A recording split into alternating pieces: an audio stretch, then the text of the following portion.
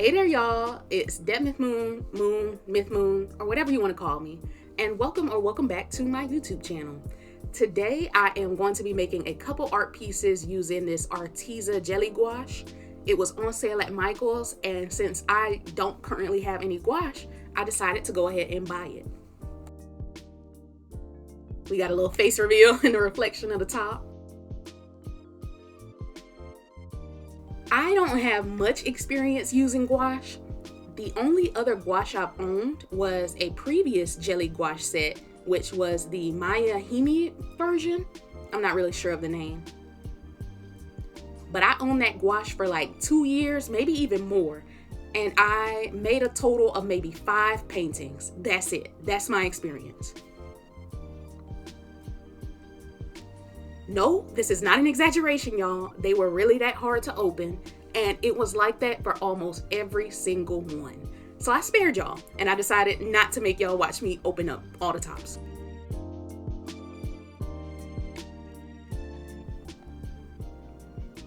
So because I only have about 5 art pieces worth of experience under my belt, this was a challenge. And if y'all are seeing me do the swatches right now, you can see how my strokes are tiny and short, and it's just overall not in the lines. Maybe the brush I'm using is too big for what I'm trying to do. I don't know all the nuances to making gouache paintings like that. So this was very much a learning experience for me.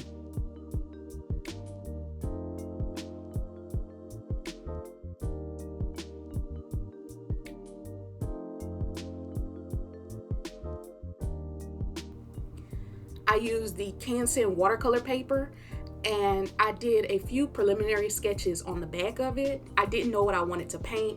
I gravitate towards faces and people and character focus, but I know that this gouache kind of lends itself to landscape. All right, so I'm showing y'all the sketch, and as you can see, I went with number 9 on the sketches from the back. And I end up doing a second one, like I said at the beginning. This is just the first one I chose to do. And from some of the videos I was watching, they were saying that you should start out with thin layers and then build up on top of that. And so that's what I was trying to do here. It was a little bit thicker than I was trying to make it, but it all worked out in the end. So I'll go ahead and start by talking about the pieces and the process before I get into her backstory and lore that I came up with. As far as painting these, I will say the colors are a lot brighter and more vibrant than I was expecting. Like there's a lot of neons for some reason. I'm not an expert on which colors look best together in an illustration. I don't have that knowledge or that skill set under my belt, so I was going with the flow and just seeing what colors inspired me. Now, throughout both of these paintings that you'll see me do, I had no clue where I was going. I wanted to give up multiple times. And I'm sorry if I come off a little negative when I keep saying that I wanted to give up in all my videos, but I'm just trying to be real with y'all. I real deal was discouraged seeing the process or the ugly phase of my painting. But this is a testament. This is me coming to y'all and telling y'all that I've had some character development, and I learned that you have to go through an ugly phase. Sometimes you don't. Maybe sometimes you'll get lucky and you can skip it and you got it like that. I'm not at that level. So I can't skip the ugly phase when it comes to any type of painting, finished drawing. It's always gonna have that phase, and it always lasts for longer than I'm comfortable with. But what I've gotten better at is still continuing the drawing instead of giving up. With this first painting, I was really just testing things out. So that's why I'm not too hesitant with the colors. I'm just throwing stuff down and trying it. But with the second piece, you'll see I struggled a lot with the color combo, and I did end up trying to find a palette on coolers, and we'll see how that turned out a little later. The only thing I was sure about with this painting was that I wanted the light source to be a little bit more dramatic than I'm used to. So since there was this really bright neon greens and yellows within the Arteza set, I decided that would be the color of the beam. But I did really want to make something dramatic and have the lighting be as if she's being backlit. The background doesn't follow, the natural rules of how that will work, but if you don't look too close, it makes sense.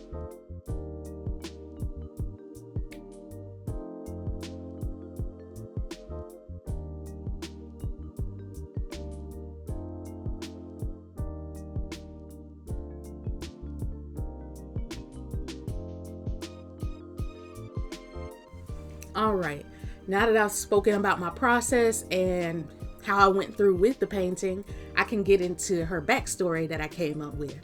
Because yes, I had a whole lore session for my sketchbook mascot. She has pretty much become an OC at this point, and it happened so quickly. This has not happened with any of my other mascots, despite me wanting it to be like this. So I'm excited to share this with y'all. So what I've decided is Scotty comes from a race of aliens that go as far back as to maybe the beginnings of the universe. So they have their galaxy that they live in, unnamed, and from the beginning you could tell that they were an intelligent race. They built themselves up, and they were known across the galaxy for being the first travelers or explorers. So within their sector, they were the first to explore space. Now, as one could imagine, being the first to travel space, that awarded them a lot of power, resources that none of the other planets around them had. So they were quickly able to rise to power and become a strong force within the galaxy. They are known for their exploration. They're known for traveling and having the best technology, having the best spaceships. And this is back in the early days, so they're already getting a head start before anybody else around them can. So of course, seeing that they're in power, other planets, other species end up creating treaties with them. They connect with them, and they're able to stay on top for centuries, millennia. Say we fast forward to maybe the incident, I'll call it. This spaceship that I've drawn, it is what I'm considering the big bad of their universe and the one that pretty much destroys them. So without them knowing, this alien race, which I'm considering your typical aliens, the ones that you see are bald, they're green, they have the big black eyes, those type of aliens, I feel like these are the ones that are in the UFOs, and they are stealthy. They are an Avengers level threat. So you never notice these types of aliens until it's too late or they have their sights on you. They don't notice these aliens watching them or how long they've been watching them. They just see a little UFO from here and there, and they're like, oh, a spacecraft. Like, okay, they're not doing anything, and it's not uncommon to see spacecrafts in space. And to only see it for maybe a few seconds at a time, of course, nobody's thinking anything of it. When all of a sudden, some people are sent on a mission to one of their outer planets, and they aren't heard back from, it's suspicious. And then next thing you know, they send scouts, and those scouts aren't heard from. So now we're starting to realize, hold on, something may be going wrong in that area, they suspect. So they send a few fleets expecting there to be some kind of maybe rebel that wants to rise up against them. But no, it's that moment that the bad guys, or this unnamed bad alien race, decides to make their move. They attack in a full-on ambush. All forces go, and they take on this race that Scotty is. They take on her race and completely overwhelm them. You can have power, you can have resources, but with a race that has studied you for, in reality, centuries, they've been studying this race and trying to figure out how to take them over. They didn't stand a chance. They got them, they caught them off guard, took over all the planets that they owned, and they were a force to be reckoned with. They had weapons, they had skill, they were trained, they were fighting machines. It wasn't easy for them to take over, so they had to fight for it. They really did, but they were skilled enough and they studied their prey enough to know how to handle it and how to win out against them. It's a long, long, long bloody war, and so many of Scotty's race is completely wiped out. They took the royal family, completely killed them. because I'm thinking maybe the royal family has some type of ability that these aliens have noticed, and they know that they cannot allow to continue if they're going to take over as the new rulers of their galaxy, their sector, whatever. So they wipe out the royal family, wipe out anybody who is against them taking over, which is a good portion of them. And if they choose not to be subjugated and go under the rule of these UFO aliens, then they're just flat out killed. They don't need that resistance, and they don't want to take the chance because they know what these people are capable of.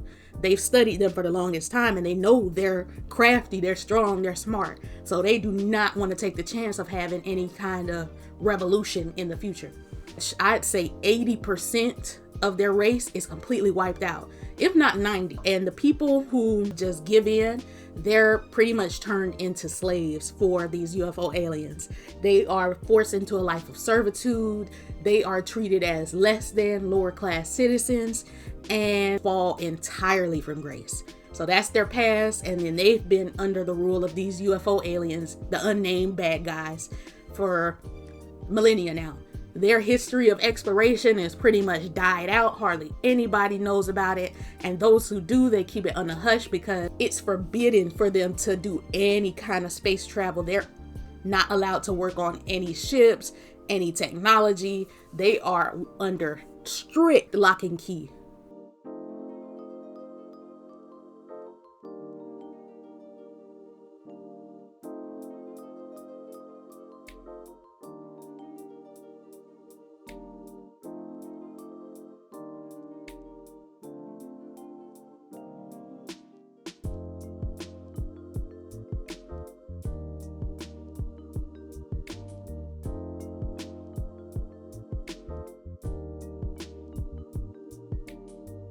Taking a little intermission as I do the tape peel on this first drawing.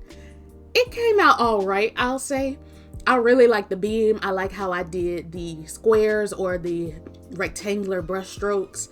And I like how I had it kind of coming out of the border at the end.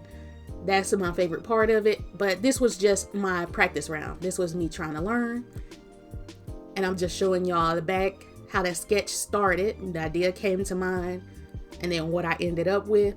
I like the angle more on the sketch, but I do appreciate this for what it is.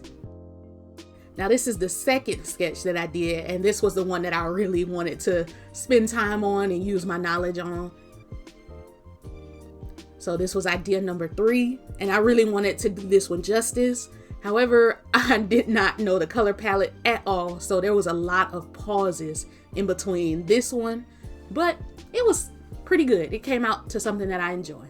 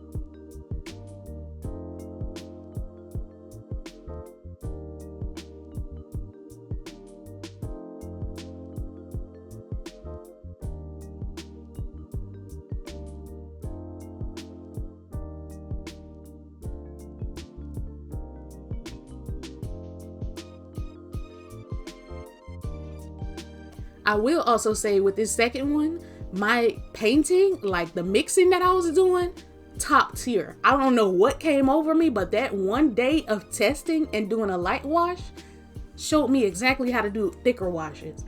And it wasn't what I was expecting. I wasn't trying to go for that thickness, but it came out good in the end. So I am learning. I did improve from one drawing to the next. Oh my goodness, who would have guessed?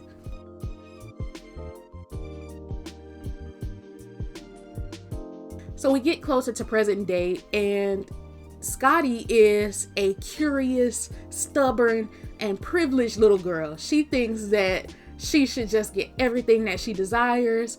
And it's not that she doesn't work for it. She is willing to work for what she wants and what she needs, but she kind of expects it. She believes that it's going to fall into her lap. So she's manifested success or what she wants. And she usually succeeds. So she's descendant from a bastard child. So that bastard child noticed the royal family getting killed off immediately. So they understood that the job of continuing the royal line fell on their shoulders. So in secret, even though they were under this oppressive rule, they decided to continue that royal family line and keep track of it. And Scotty one day, via maybe an uncle, he ends up spilling the beans that, yeah, we are descended from royalty, and that just makes her head even bigger. She's also given access to maybe a book that shows the different planets and galaxies and solar systems that are out there in the world. And she's immediately in love. Like, she's so curious about those planets and what they look like, the atmosphere, the flora, the fauna, the different species that are there. She's so curious, and she really wants to be able to experience that instead of seeing it in a book. And that is strictly, as I said, forbidden for them. They are kept under a close watch. They are not allowed near any ships. If they even hear these people talking about going off planet, off world, they are executed pretty much on the spot. And by this point, since it's been millennia or however long, they know not to talk about that. And they pretty much lost that urge and that desire to even leave this planet that they're trapped on. Because, oh yeah, their planet, their original one, destroyed, gone, in pieces. They could never go back. That is tragic to say, but these aliens that took them over and took their spot as the top dogs in the galaxy, they were not playing games. They came to destroy, and they came to take over.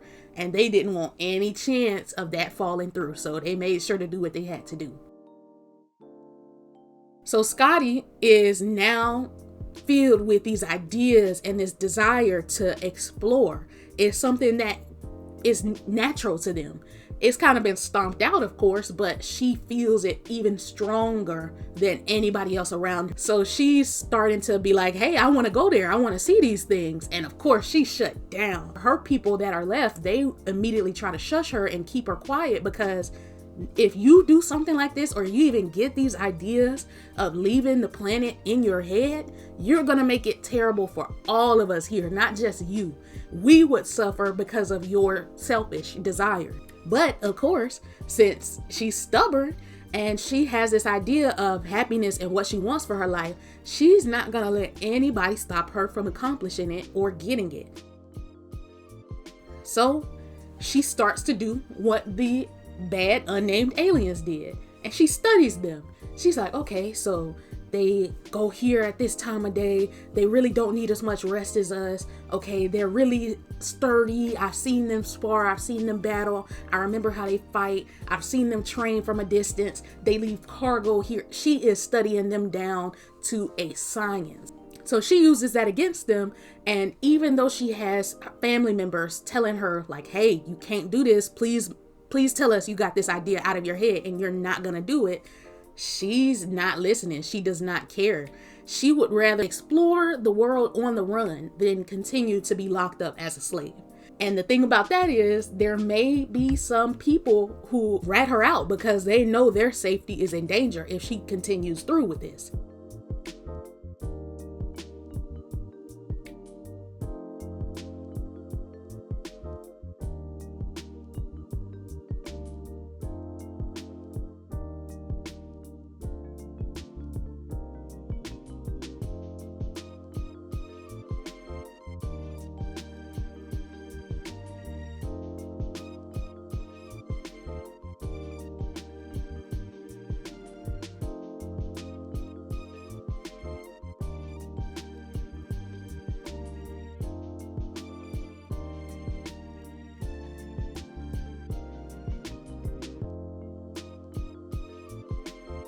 So one day she gets her chance. She ends up seeing that one of the aliens makes a mistake. They're not prone to make a mistake, so she knows she cannot pass up on an opportunity like this. She has to take her chance. It's only one of them. He's alone. And it's a whole ship being fueled up, ready to go off-world. It has all batteries charged, and it can get her pretty far. It can get her far enough away to where she's in a whole different sector. Maybe an unknown sector is what she's hoping for. She knows this is the only chance she has for escape. She knows that it'll cause trouble for the people that are on this planet. She knows that she could get caught and it will be all over in an instant. But she has to take that chance. She can no longer continue living this life denying who she is or what she wants for her life. She wants the happiness. She wants to be able to experience these beautiful, wonderful, colorful planets that she's only been able to read about in books or faded pictures. So she takes her chance. She ends up ambushing that alien, and it's tough. It's a tough fight, but she's trained for this. She studied them, and they may have gotten lax over the years as far as them individually, because they haven't met anybody like her, Scotty, who's so determined to get what she desires. So she ends up dispatching that one alien, and she's gone. She hops on that ship, she fires it off, she blasts off into the next sector, and she does not look back. It hurts to know that she can't be with her family anymore, that she's causing them trouble, but they would have ratted her out anyway. They would have sacrificed her for their own good. So she decides, hey, I'm gonna do my own thing. So as she's blasting off into a sector that is far, far away from these unnamed bad guys, she finally feels a sense of peace. She finally feels freedom, which is something her people have not felt in years, decades, centuries, who knows? And even though she's going to be on the run for the rest of her life, even though she knows that they are probably trying to find ways to track her this very moment, she is okay with it. She will live her life on the run. And as you can see from that first painting that I did, she gets close more than a few times because they're not just going to let her go.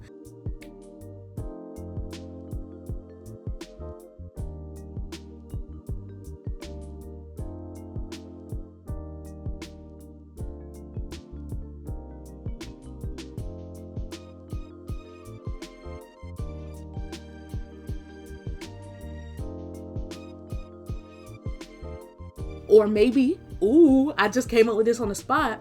Maybe when she got off world and she got off planet, they went to her family. They went knocking on her door. They're like, hey, this one got out. What do y'all know? What can she do? And they don't want to say nothing, of course. They're still a little loyal. But when they start, dispatching some people, some members, they get a little talkative. It's discovered maybe that she comes from royal blood. And that's why they're so hell-bent on finding her, because they know what she's capable of. They do not want to have a rebel who could possibly come back and destroy everything they worked so hard to build.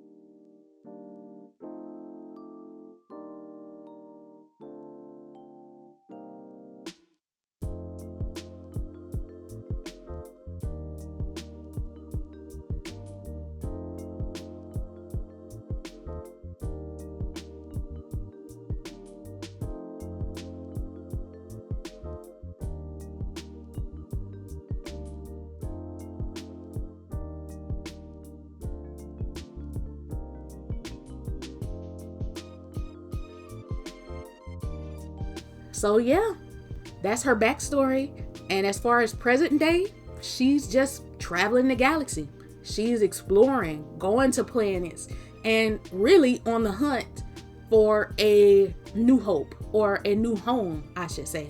She wants to find that planet where she could start over and rebuild, because she knows she does have that duty to her people. If she was gonna escape, and she may or may not have caused the death of so many people, she knows that it's her responsibility to be the one who brings them back to their former glory.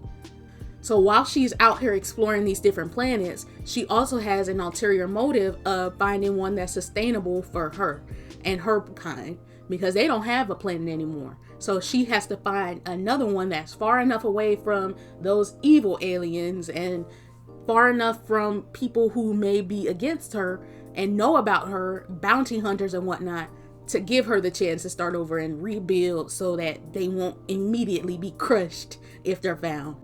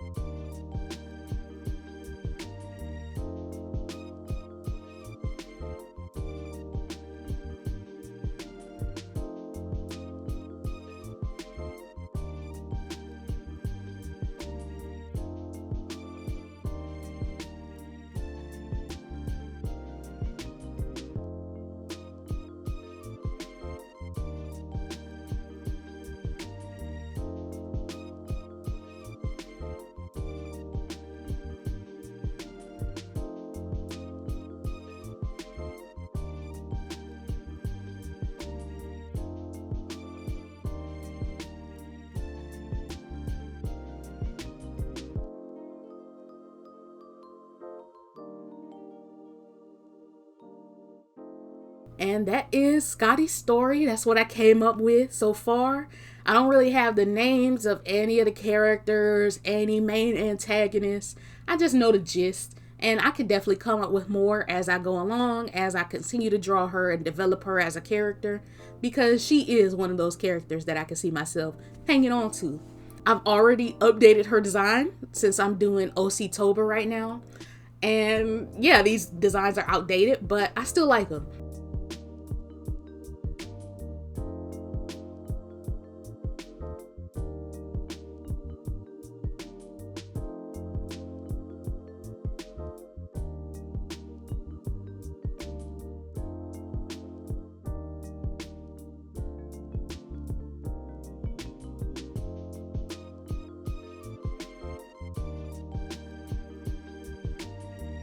So yes, this is the finished piece.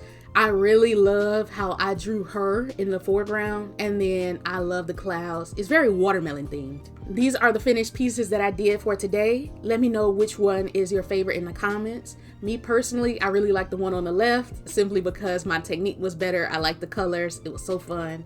Thank y'all so much for watching. I hope y'all enjoyed. I'll see y'all again sometime within the next couple weeks. Bye.